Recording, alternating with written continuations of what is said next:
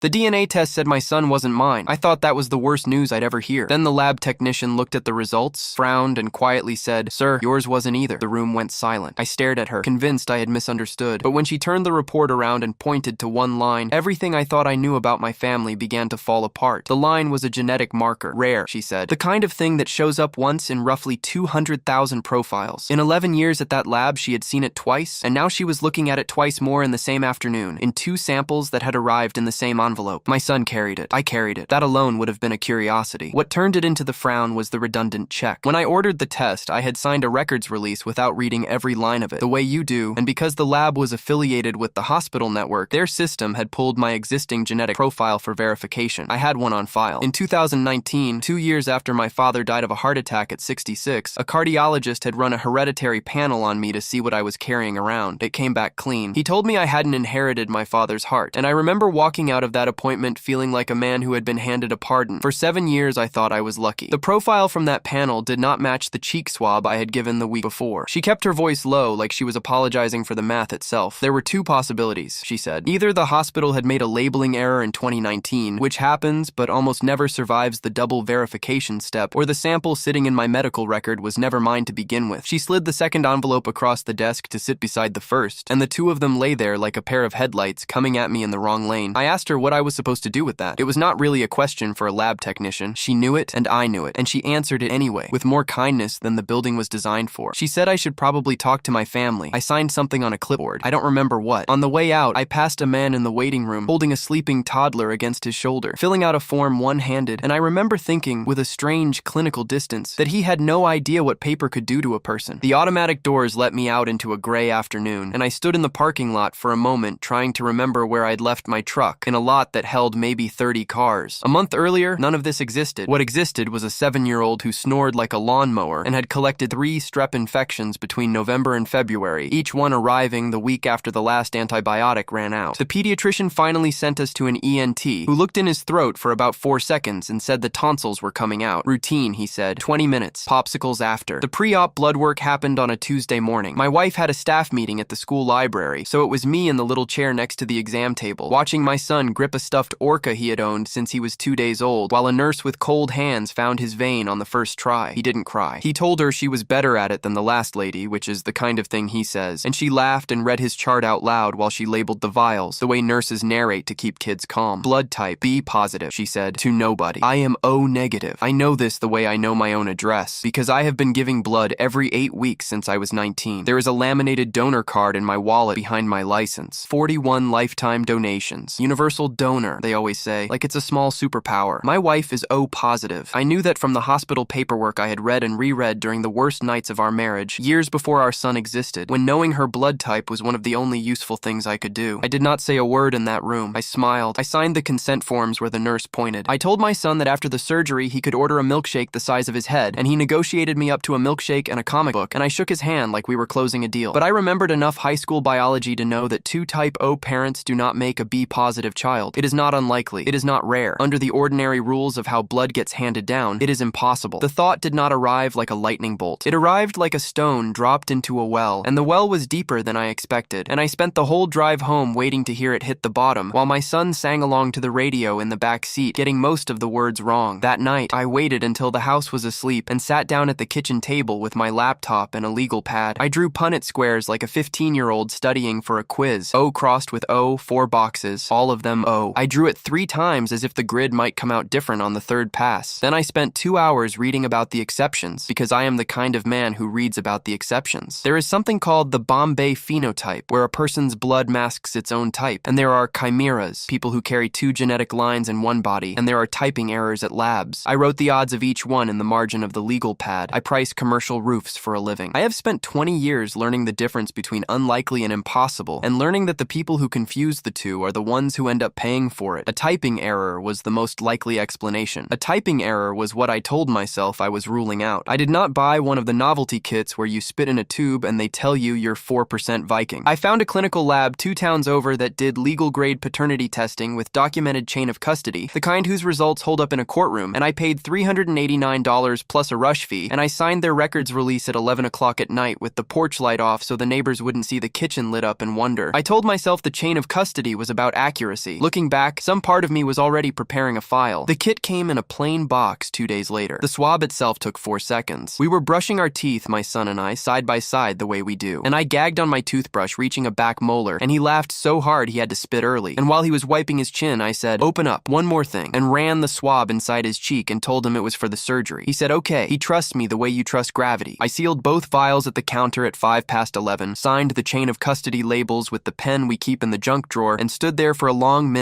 feeling like a man who had just stolen something from his own house. The lab quoted 5 to 7 business days. They were the longest 7 days of my life, and I include the week my father spent in the cardiac ICU. I went to work. I climbed a warehouse roof in the rain and measured membrane seams and wrote up a bid like a functioning person. And at home, I did the thing I am the least proud of in this entire story. I watched my wife, 14 years. I met her at the county library reference desk, where I had come to dig through zoning archives for a job, and she found the right binder in 90 seconds, and then explained, unprompted, why the filing system was idiotic. We got married at the courthouse on a Tuesday because the fee was $40, and threw a party in her sister's backyard with a rented griddle. I have watched that face across every kind of table, kitchen, hospital, funeral home. I know what it looks like when she is hiding a Christmas present. I know what it looks like when she is about to cry in public and is deciding not to. So I watched her that week the way you would case a stranger. I checked whether her phone faced down. I noted when she took calls in the other room. Our anniversary fell inside that window, the 14th one, and I bought tulips on the way home like a man buying an alibi, and she put them in the blue pitcher and teared up a little, the way she does every year, for reasons that had nothing to do with any of this. I found exactly nothing, because there was nothing to find, and I lay next to her at night hating the part of me that kept looking anyway. On the 6th day, the lab called. Not an email with a portal link, which is what their paperwork said to expect. A phone call from a human being asking if I could come in person. There was an anomaly in the results, she said, that they would rather walk me through than send. Labs do not ask you to come in person to tell you everything is fine. I took a half day. I told the office I had a dentist appointment. I checked in at 2:15 and sat under a television playing a cooking show with the sound off, and at 2:40 a technician with kind eyes and a folder called me back to a small room with 2 chairs, and she sat down across from me and opened the folder. You already know what she said. I sat in my truck in that parking lot for 20 minutes before I did anything. The 2 envelopes lay on the passenger seat. The radio was off. Somewhere behind the building, a delivery driver was backing up, and the beeping went on and on like a heart monitor, and I just sat there with my hands at 10 and 2 on a parked steering wheel. Then I called my mother. It was a Tuesday afternoon, which meant she would be home from her shift at the church food pantry, doing the crossword in the chair by the window. She is 73. She answered on the second ring, happy, asking about her grandson's throat. I let her tell me about the pantry's canned goods shortage for a minute, because I could not figure out how to start. Then I asked her one question. I kept my voice as level as I could. Mom, is there anything about how I was born that you never told me? The silence went on so long I pulled the phone away from my ear to see if the call had dropped. The timer was still counting. When her voice came back, it belonged to a much older woman. It came out slowly, in pieces, the way a thing comes out when it has been packed away for 45 years. She and my father had tried for 6 years. 6 years of nothing, of doctors with no answers, of watching everyone at church get pregnant by accident. Then a deacon's wife, quietly after a potluck, gave her the name of a specialist 2 towns over, a fertility practice, 1981. The doctor there examined them both and then sat them down in his office and offered something he called donor assistance. The donor would be an anonymous medical student, he told them, screened, healthy, intelligent, completely confidential. No one would ever need to know, including the child. It cost $1,200. My father picked up second shifts at the machine shop for an entire winter to cover it without touching the savings, so there would be nothing to explain. They told no one. Not my grandparents, not their pastor, not me. She said my father forbade her from ever speaking about it, even to him. She tried once, when I was about 10, to say something about how blessed they were, and he set down his fork and left the table, and that was the last time it was mentioned in that house. He carried it to his grave in 2014, and she had planned, in her quiet way, to do the same. We wanted you so much, she said, that we didn't ask questions. She was crying by then, apologizing to me across 45 years, and I found myself doing the thing I apparently do, which is comforting the person who has just rearranged my entire life. I told her she had nothing to be sorry for. I meant it, mostly. Then I told her there was more, but not today, and I hung up and sat there while the delivery truck finally stopped beeping. I thought about the cardiologist in 2019, telling me I hadn't inherited my father's heart, and me feeling lucky. Of course I hadn't. My wife was at the kitchen table when I got home at 6:40, running summer reading lists through the little laminator she bought with her own money because the school wouldn't. The whole kitchen smelled like warm plastic. Our son was at her mother's for the night, which I had arranged 2 days earlier, telling her I wanted to take her to dinner. Another small lie of logistics. I had become fluent in them. I did not take her to dinner. I set both envelopes on the table in front of her, on top of a half-laminated list of chapter books, and I sat down across from her and said, I need you to read these, and then I need you to talk to me. She read the paternity result first. I watched the color leave her face face in real time, from the forehead down, like someone had opened a valve. She read it twice. Then she looked up at me and said the thing I had spent 6 days bracing for, except she said it in a voice I had not braced for. Not defensive, not rehearsed, just bewildered, almost childlike. I have never, not once, not in 14 years. You know that. Tell me you know that. Here is what I knew. I knew what her face looks like when she lies, because in 14 years I have caught her lying exactly twice, both times about money she spent on me. I knew what guilt looks like on her, and I knew what fear looks like, and what I was looking at was neither. Her hands were shaking so badly the envelope rattled, and the tears that came were not the tears of a person who has been caught. They were the tears of a person whose floor has just vanished. There is a difference. You cannot fake the difference. I had spent 6 days watching her like a stranger, and in the moment it mattered, every one of those 14 years stood up at once and testified. I said, I know, and I meant it all the way through. Then I slid the second envelope across, the one about me, and watched her read it, and watched her arrive, white-faced, at the same closed door I had been standing in front of all afternoon. Neither of us said anything for a long minute. The laminator hummed, and then she said it first, the thing that was sitting in the middle of the table between us, bigger than both envelopes. The clinic, she said. Oh my God, the clinic. You have to understand what the clinic was to us before it became what it is now. We lost 3 pregnancies before our son. The first was in 2015 at 9 weeks. We went in for a routine ultrasound, joking in the waiting room about names we would never use, and then the technician went quiet in that specific way and said she was going to get the doctor and left us alone in a dim room with the image still frozen on the screen. The second was 2016 at 6 weeks, over almost before we had let ourselves believe in it. The third was the one that nearly broke us, 2017, 11 weeks. That one had a heartbeat. We had heard it twice, this fast little galloping thing, and my wife had started sleeping with her hand flat on her stomach, and then one morning there was blood, and by that night there wasn't a heartbeat anymore, and I learned that there is a particular silence a house makes that I would not wish on anyone alive. Her doctor referred us to a fertility practice 2 towns over, the biggest one in the region. Decades of results, she said. The waiting room was beige and soothing on purpose, with a saltwater fish tank and a fake orchid and a wall of baby photos sent in by grateful families, hundreds of them, a whole weather system of other people's luck. In the lobby hung an oil portrait of the founder, silver-haired, half-smiling, the little sapling crest of the practice on a brass plate underneath, with the year 1976. We never met him. He was long retired by then. We saw a younger associate, a perfectly nice man with cold instruments and warm hands, who told us our odds and percentages I wrote down in a notebook. We did the injections at 9 o'clock every night, with a timer on my phone, me drawing up the dose and her looking at the ceiling and counting backwards from 5 in German, which she does not speak because it made us laugh the first night and then became law. The Sharps container lived on the dresser next to the wedding photo. The retrieval got 11 eggs. I remember the embryologist calling the morning after the thaw of my sample with an update, saying the morning had gone a little sideways but that we were on track. And I remember being so flooded with relief at on track that I never once asked what sideways meant. You don't interrogate good news. Not in year 3 of trying. You hold your breath and you say thank you. The transfer took 9 minutes. 10 days later, there were 2 lines. 8 months after that, in December, a nurse put 6 pounds 1 ounce on my bare chest, and I stopped being a man who priced roofs and became, as far as I was concerned, a father, and nothing in the building said otherwise. The folder was in the filing cabinet in the den, behind the 2018 taxes, where it had been sleeping for 8 years. I pulled it that same night, after the laminator was cold and my wife was sitting on the kitchen floor with her back against the dishwasher, which is where she goes. Consent forms. Billing statements. The cycle came to $14,217.40, none of it covered. Every dollar of it itemized in a font that now looked like it was mocking me. A glossy brochure with a stock photo of a sleeping newborn in a knit hat. An appointment card with a time written in somebody's looping hand. 8 years of dust, and inside it, the whole architecture of how our son came to exist. While I was spreading it across the table, my phone started buzzing. My mother, who I had told only that I needed to see whatever paperwork still existed, was in her closet with a shoebox, photographing documents one at a time and texting them to me, each photo slightly crooked, each one preceded by a typed sorry. The 1981 intake form arrived at 11:52 p.m. She had kept it pressed flat for 45 years under the family Bible, which is the most her thing I can possibly tell you. The carbon copy of the check arrived at 11:58, $1,200 in my father's blunt machinist handwriting, the signature of a man working a winter of second shifts to pay for a secret. The intake form had a letterhead, a little sapling crest. I stood up and went and got our 2018 packet and held the 2 pages side by side under the kitchen light, the same crest, the same practice name. 37 years apart, the logo hadn't been so much as refreshed. And at the back of our packet, stapled behind the consent forms, was a photocopied page I had never read, titled Statement of Laboratory Standards, dated 1991, signed by the founder in his capacity as medical director emeritus. A photocopy of a photocopy, his signature gone slightly furry with reproduction, still being stapled into patient packets in 2018 like a saint's relic. The same signature was on my mother's intake form, crisp, Original, 1981, same clinic, same founding doctor. My wife had come to stand in the doorway. It was almost 1 a.m. She looked at the 2 documents lying side by side on our kitchen table, 2 generations of the same letterhead, and she said very quietly, "What are the odds?" And I heard myself answer in my work voice, the flat one I use on contractors who are hiding something. I don't believe in odds like these. Here is the thing about my job, and I promise it matters. I estimate commercial roofing. For 20 years, my entire professional life has been climbing onto surfaces that look fine and finding out what is actually underneath. Every roof looks fine from the street. The job is the core sample. The job is assuming rot until the numbers prove otherwise, documenting everything, because the moment a dispute starts, the man with the dated photographs wins, and the man with the strong feelings loses. So I did not rage. I did not call the clinic and scream at whoever answered. I did not post in any of the forums I was about to spend my nights reading. What I did was go to the office supply store and buy a banker's box, a spiral notebook, and a date stamp. 2 copies of every page. 1 set in the box, 1 set scanned into a folder on my laptop that I named House Records, because a man's desktop is visible to anyone walking past with a coffee. The spiral notebook became a log. Every date, every call, every name, every document, written down the same day in pen. I went back through my phone and reconstructed the timeline of 2018. The appointment confirmation still in my email. The embryologist's a little sideways call sitting right there in my call history. 8:47 a.m., 4 minutes long. I printed the phone record. I date stamped it. At night, after they were asleep, I read. I learned that what I was looking at had a name, fertility fraud, and that the name was newer than the crime. I read about doctors in other states, unmasked decades later by mail-order ancestry kits, with 30 children, 60 children, 90. I read that in our state, deceiving a patient about the source of genetic material did not become a specific crime until 2021, and that the law does not reach backward. Whatever had been done to my mother in 1981, and whatever had been done to us in 2018, the criminal code had been built too late to touch it, which left one road. I made a list of 3 attorneys who had handled cases like this. I called all 3 on my lunch breaks, sitting in my truck in the supply yard with the windows up, and the second one listened to my whole opening without interrupting, and then asked me exactly one question. "Do you still have the original documents?" I looked at the banker's box belted into my passenger seat like a child. I said, "You have no idea." Her office was on the 2nd floor above a credit union, with a window unit working hard and a framed photo of her kayaking somewhere green. No marble, no mahogany. I like that. Marble means your fee is paying for marble. I talked for 11 minutes before she said a single word. I know it was 11 minutes because I am who I am, and I had my notebook open on my knee. She let me lay it all out. The blood draw, the Punnett squares, the 2 envelopes, my mother's confession, the matching letterhead 37 years apart, and she took notes on a yellow legal pad in handwriting I could not have read with a court order. And when I finally stopped, she set down her pen and said, "You're the third." The third family, she meant, to sit in that chair and describe that practice. The first case had settled years ago, sealed, before anyone understood the scale. The second was ongoing. She could not tell me details of either, and the fact that she would not even, when it would have helped her sign me, told me I had the right lawyer. Then she gave me an education. What happened to my mother in 1981 and what happened to my wife and me in 2018 lives in the civil law as several things at once: fraud, medical battery, failure of informed consent. The statute of limitations sounds fatal until you learn about the discovery rule. The clock does not start when the wrong is done to you. It starts when you reasonably could have discovered it. My clock, she said, tapping the lab envelopes, started in that little room with the kind-eyed technician. 45 years of concealment had bought the clinic nothing. Her plan was paper. A litigation hold letter would go out that same week, putting the practice on legal notice that destroying so much as a sticky note would now be its own catastrophe. Then a subpoena duces tecum, donor logs, cryopreservation inventory, chain of custody records, lab manuals, every revision, going back to the founding. She wanted the boring documents, she said, because fraud lives in the boring documents. I signed a retainer and wrote a check for $5,000, which is a strange thing to hand a stranger above a credit union, and she shook my hand at the door and gave me the only warning of the entire process that turned out to be understated. "These cases get worse before they get better," she said. "The records are going to tell you things you can't untell yourself. Make sure your marriage is holding hands when the boxes arrive." The boxes took 4 months to arrive. The practice's lawyers fought the subpoena in increments, the way you fight when the documents are worse than the fighting looks, and lost in increments. While the lawyers fought, the rest of us lived in the in-between, which nobody warns you about. My wife alphabetized the spice rack at midnight. I caught her at it twice. Pajamas, reading glasses, every jar out on the counter at 12:40 in the morning. Cumin before coriander, because it was the one corner of the world that would hold still and be ordered. I reshingled the shed. The shed did not need it. I stripped it to the deck anyway and rebuilt it over 3 weekends, because 8 feet up with a nail gun is the only place my head goes quiet. Our son lost a tooth, hit his first coach pitch double, and asked for a dog with a lawyer's persistence. He knew nothing. We had decided that together, early, sitting on the bedroom floor like teenagers, he would hear it from us, at his level, when it was confirmed and final, and not one day before. Until then, his entire job was to be 7. 7. Watching him be 7 that summer was the only part of my life that didn't have a date stamp on it. Sunday afternoons, I drove to my mother's. Her guilt operated on its own schedule, arriving in waves and voicemails that all began with me again, honey. One Sunday, I came in and found the shoebox out on her kitchen table, its entire contents laid in rows, every receipt pressed flat from 45 years under the Bible, the check carbon squared to the table edge like a place setting. She had been sitting with it. She told me a thing I wrote in the notebook that night with the date next to it, that after I was born, she had wanted to send the doctor a thank you card, a photograph of me, something. My father wouldn't allow it. We paid, he said, and that's the end of it, and he never said the man's name again in his life. My father, who could not have told you what intuition was, standing in 1982 with his arms crossed in front of a door he never let anyone open. I think about that more than almost anything else in the story. I did not tell her about the marker, or the second envelope, or where the trail was so obviously pointing. She is 73. There would be a right time, and it would come after proof, not before. The withholding was its own kind of weight, and I carried it the way my father apparently carried his, silently, at the dinner table, fork by fork. The records arrived on a Thursday. 14 banker's boxes, 4 decades of a fertility practice, wheeled into a conference room that smelled like toner. The attorney had a paralegal and a document service, but I took a personal day and asked to help index, and she looked at me for a second and said, honestly, you're better at it than the service. It was the only compliment of the entire case, and I have kept it. The donor catalog came out of Box 3. 11 donor codes, active from 1979 to 2009, each with a typed biography. Donor 4, medical student, 6 feet, blue eyes. Donor 7, engineering graduate, athletic, brown eyes. Donor 9, seminary student. The biographies rotated details like a man shuffling 3 shells. The heights varied, the eye colors traded places, the occupations changed with what the era found trustworthy. In 1981, you sold a medical student. By the 90s, an engineer. The cryopreservation inventory was in Box 6, and Box 6 was where the floor went. Every straw in the freezer had a batch series stamped at intake, and the paralegal was the one who first noticed that the batch series under 11 different donor codes ran in one unbroken sequence, one source, 11 names for one man. The attorney's expert would later put it formally, a single contributor consistent across all catalog identities, but it didn't need the formality. It was right there in the intake stamps, in order, like the world's most patient confession. 217 patient files got flagged. Some were donor assistance sales, like my mother's, where the lie was the biography, but 41 of them were something else. 41 files where couples using their own material had a sample fail. At thaw, at collection, at processing, and the lab proceeded anyway, with house inventory, and recorded it. Our file was in Box 9, the embryology log from 2018, the morning of fertilization. A handwritten annotation, neat as a pharmacist's, sample compromised at thaw, proceeded with inventory straw D11 per standing protocol. Disclosure deferred, initials, a time, 8:31 a.m. My phone record, the one I had date stamped months earlier, shows the embryologist calling me at 8:47, a little sideways but on track. 16 minutes after someone wrote disclosure deferred about my son. The standing protocol was in Box 11. In the laboratory manual, original 1984, revised 1991, never rescinded. In the event of sample failure, the laboratory shall proceed with house inventory to preserve cycle viability. Disclosure at physician discretion. Physician discretion. I read the page 4 times. The founder had retired in 2009. He had walked out of that building 11 years before my son was conceived in it, and it didn't matter because he had written himself into the machinery. The protocol outlived the man's tenure, the way a furnace outlives the man who installed it. They were still stapling his statement of laboratory standards into patient packets. They were still pulling his straws as backup. The fraud had stopped being a person and become a procedure. The attorney came and stood next to me while I read it the 4th time, and she said quietly, now you know what I meant. 14 months in, I sat in a deposition and looked at the founder for the first time outside of an oil painting. He was 81. He came in a pressed navy blazer with a hearing aid in his left ear and sat with his spotted hands folded on the table, wedding band still on. And the first thing I understood, watching him settle into the chair, was that he was not nervous. His counsel sat beside him with a banker's box of his own. A court reporter took her place at the end of the table, and the named plaintiffs were permitted along one wall, and I was one of them, with my notebook on my knee. For the first hour, he was unfailingly courteous and remembered almost nothing. Then the questions reached the catalog, and something in him decided that being misunderstood was worse than being liable, and he began, against the visible advice of his own lawyer, to explain. Standards were different, he said. Anonymity protected everyone, the families, the donors, the children most of all. Screening in those years was rudimentary. He could not vouch for a stranger's history, but he could vouch for his own. He used the word vouch. He described the substitutions the way a man describes crop rotation. And when the attorney asked him flatly whether the couples had consented to receive his genetic material, he looked at her with what I can only describe as disappointment and said, those couples came to me empty-handed and left with children. I never took a single thing from anyone in that building. I gave. She slid the 1984 manual page across the table, the standing protocol, the physician discretion. He put on his reading glasses. He read it for a long moment. I don't don't recall drafting that language, he said, which was the first sentence all morning his lawyer looked happy about. Near the end, she asked him whether he understood why the people along the wall were in the room. He turned his head and looked down the line of us, taking his time, face by face, and there was something in the sweep of it that made my skin move, and he said, I look at this table and I see my children. They should be grateful they exist. The court reporter's hands kept moving. I wrote the time in my notebook, 10:47 a.m., because writing the time was the only thing I could do with my hands that was legal. The attorney laid her palm flat on the table, the way you would on a flank of an animal you were calming, and called for a recess. At the water fountain in the hallway, he passed within 3 feet of me. I studied the pattern of the carpet until he was gone. There was nothing in that face I wanted to find, and one thing I was terrified I would. The match itself, the thing that turns an inference into a fact, could not come from my banker's box. It had to come from neutral ground. As part of the consolidated case, the court had established a monitored DNA registry run by an independent laboratory. No party's thumb on it. The founder's reference profile was already in it, compelled during the earlier litigation. What the registry did was simple and merciless. You submitted a monitored sample, and it told you whether you belonged to him. The collections were nothing like a kit from a box. A monitored draw at a contracted facility, 2 witnesses, barcodes scanned aloud, signatures at every handoff. I went on a Monday morning. My son went that Thursday afternoon at his pediatrician's office, where it had been arranged so it would feel like any other appointment. The swab took 4 seconds. The same 4 seconds mine had taken at our bathroom sink a lifetime earlier, and he picked a dinosaur sticker on the way out and complained that they were out of the good ones. He thought it was part of his post-surgery follow-up. The deferral of disclosure, it turns out, is a skill you inherit from the people who did it to you, and I hated how naturally it came. 3 weeks, the coordinator said. I can tell you everything about those 3 weeks and nothing useful. I won a bid on a distribution center, the biggest of my year, and felt nothing on the drive home. I sat in the school pickup line at 2:51 every day watching for one specific backpack in a river of identical backpacks. My wife and I didn't talk about it after the first week. We had simply run out of arrangements of the same 6 sentences. But twice I woke at 3 in the morning and her hand had found mine in the dark, already holding on, both of us pretending to be asleep. And that was the entire conversation, and it was sufficient. On a Tuesday at 4:12 p.m., I was sitting in my truck outside the supply yard with the engine off, writing up a materials list on a clipboard when the phone rang with the registry's number on the screen. The coordinator had a kind, procedural voice, the voice of a woman who makes this exact call for a living and has never once enjoyed it. Are you somewhere you can sit down? She said. I looked at the steering wheel. I said yes. She read it in registry language first, the way they are trained to, the wording stripped of every soft place to land. The monitored sample submitted under my name had been compared against the court's reference profile. Paternal match. Confirmed to a statistical certainty she recited to several decimal places. Then the second finding. The monitored sample submitted under my son's name, compared against the same reference profile. Paternal match. Confirmed. The same reference profile. She said it twice because it was her job to make sure I understood, and then she stopped talking and let the line be quiet, because it was also her job to know when to do that. The man who fathered me fathered my son. I sat in my truck with the clipboard still in my lap, the materials list half finished, fasteners, membrane, drip edge, my handwriting stopping mid-word, and I watched a forklift move rebar across the yard like the world had any business continuing. My boy is not mine. He is my half-brother. My wife never lied to me. Not once. Not in 14 years. My mother never knew what she was carrying out of that office in 1981. 2 generations of one family, manufactured in the same building, by the same man, 40 years apart. Once as a product he sold, once as an inventory item his protocol pulled off a shelf 16 minutes before someone called me with good news. Disclosure deferred. Disclosure deferred for 45 years in one file and 8 years in the other, and both deferrals ended in the same week, in the same truck, in a supply yard, with a clipboard. I don't remember the drive home. I remember the radio was off because I remember the silence having a texture. I pulled into the driveway, and my wife was already standing on the porch. She told me later she had been checking the window since 3:30, and I did not have to say a single word. She watched me get out of the truck, and she knew it all from the way I closed the door, and she came down the steps and met me on the walk, and we stood there in front of the whole neighborhood, 2 Type O parents, holding on to each other like the house was on fire behind us. We told him on a Saturday morning, 3 weeks later, once the words had been chosen. We had one telehealth session with a child psychologist to choose them. A Tuesday evening, $180, 45 minutes. And she gave us the frame we used and one rule we kept. Answer what is asked, at the size it is asked, and not one size bigger. Pancakes first, because Saturday has laws. Then the living room floor, the 3 of us, where the big conversations of his life had all happened so far. Most of them about dogs. We kept it simple, the way you keep load-bearing things simple. Before he was born, we told him, a helper at the hospital where he was made did something wrong with the medicine, and because of that mistake, the tiny piece that helps make a baby came from a different man than Daddy. Nothing about him was a mistake. The mistake was the helpers. Everything that happened after, every day of his entire life, happened exactly the way it was supposed to. He listened the way he listens to instructions for a game, looking at the carpet, working a loose thread out of it with 2 fingers. He asked if the helper got in trouble, and I said a lot of people were working on exactly that. which is true. He asked if he was still related to Grandma, and my wife said yes, completely, forever. And he nodded like a man checking off a list. Then he stopped pulling the thread and looked up at me and asked the one that the psychologist, for all her care, had not prepped. Am I still allowed to call you Dad? I had to leave the room. I made it to the hallway, one hand flat on the wall, one hand over my mouth, and I stood there for the length of time it takes a 7-year-old to start to worry, which is not long. Then I came back in, and I sat down on the carpet, and I answered him. And then we went to the batting cages, because the batting cages were the plan, and 7-year-olds hold you to the plan. And he went 4 for 10 on the slow machine, and told the kid in the next cage that his dad used to play, which is barely true, and I stood there behind the netting watching him swing with his tongue out the way he does, and let him call me what I am. The registry keeps a running tally now. The consolidated case grew the way these cases grow. A news story, then a quiet intake form on the attorney's website, then people in 3 states swabbing their cheeks at monitored facilities and waiting their own 3 weeks in their own trucks and kitchens and parking lots. I have met 2 of the others so far. A pharmacist from upstate, 4 years older than me, who laughed at something the attorney said during a conference call and stopped my heart because it was my laugh, the exact one, pitch and length, coming out of a stranger's face. And a retired school teacher, born in 1980, conceived in the same office as me, 11 months earlier, who held my mother's pressed flat intake form like it was made of ash and said her parents had paid the same $1,200. There is a private group. There is a spreadsheet with a tab nobody opens twice. There are people in it who have decided not to know, and I have learned to believe that is also an answer. The founder is 82 now. The medical board cannot touch a license he surrendered 15 years ago. The criminal statutes were written too late and do not reach backward, and so the civil case is the only door there is, and the attorney is taking it off its hinges, deposition by deposition, box by box. His statement from that conference room, "I see my children, they should be grateful they exist," sits in a transcript now with a page number where it will outlive him. The 2 envelopes from the lab live in the fire safe in our den. On top of the folder from the filing cabinet, the consent forms, the invoice, the brochure with the sleeping stock photo newborn. Some nights I still open the safe and look at them, the way you press a bruise to confirm the week was real. The class action has 94 confirmed matches so far. Siblings I have never met, spread across 3 states, most of them finding out the way I did. A strange result, a quiet phone call, a line on a report that should not exist. My son is number 95.